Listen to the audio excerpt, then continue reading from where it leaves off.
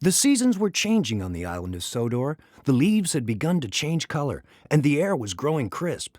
Thomas the tank engine was feeling restless. "Summer is almost over, and I haven't had any real fun," he complained. "You're a fussy little engine," replied Gordon. "We're not here to have fun. We're here to work." Well, that didn't make Thomas feel any better. "I'd rather be fussy and fun than bossy and boring," he retorted. The next morning, Sir Topham Hatt called the engines together. "We're opening a new branch line tomorrow," he told them. "I need one of you to check the signals on the new line to see that they're all working properly.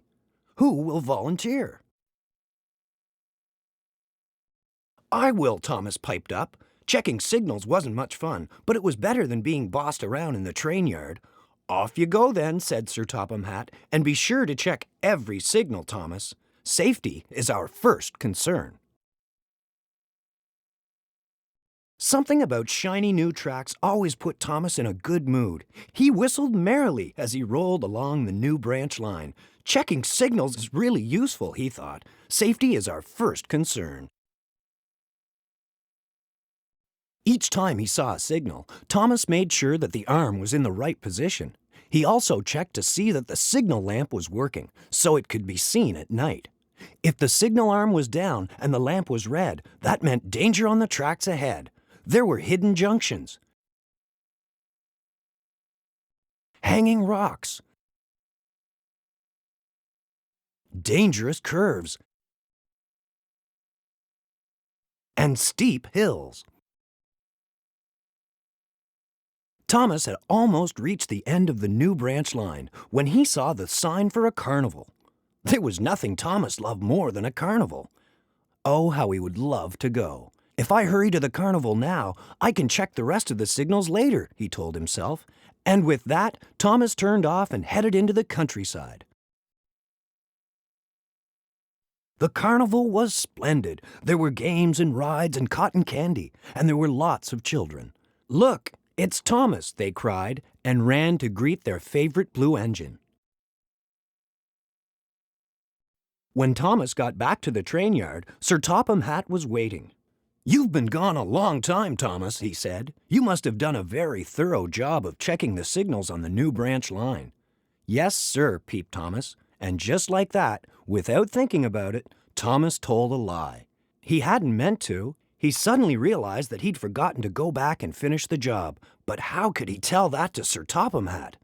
"Good," Sir Topham Hatt beamed. "Then everything is ready for tomorrow's grand opening." Thomas gulped. What if there was trouble? What if one of the unchecked signals didn't work?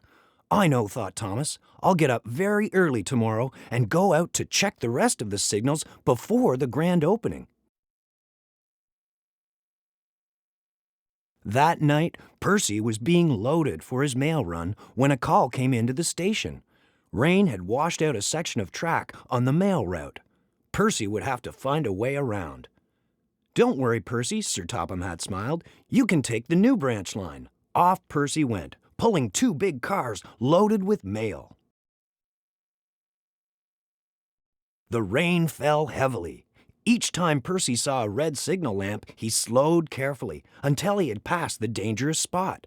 Then, suddenly in the dark, Percy passed another signal. The lamp was not lit, so he didn't see it until too late. The arm was down for danger. Percy slammed on his brakes, but the rain made the track slippery, and there it was ahead, a very dangerous curve.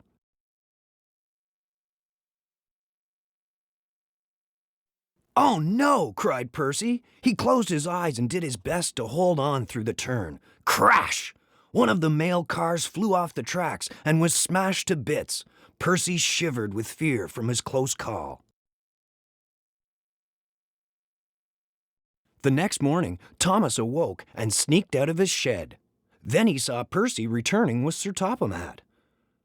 "Percy has had a terrible fright," Sir Topham Hatt said sternly. "He almost derailed because of a signal lamp that didn't work. How could such a thing have happened, Thomas?"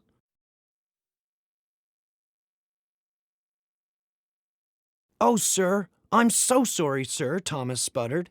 And it all came rushing out, about the carnival and the children, and about how he'd forgotten to go back and finish the job. "I'm sorry I told a lie," said Thomas sheepishly. "I just wanted to be part of the fun." "There will be no fun for you for quite some time," Sir Topham Hatt scolded. "Percy will run your branch line until you've gone and checked every signal on my railway twice. And now, every time Thomas passes a signal, he checks it twice, just to be safe. Gordon likes to tease him. Fussy little Thomas certainly is fussy about signals. "Peep, peep," says Thomas. "Safety is our first concern." The end.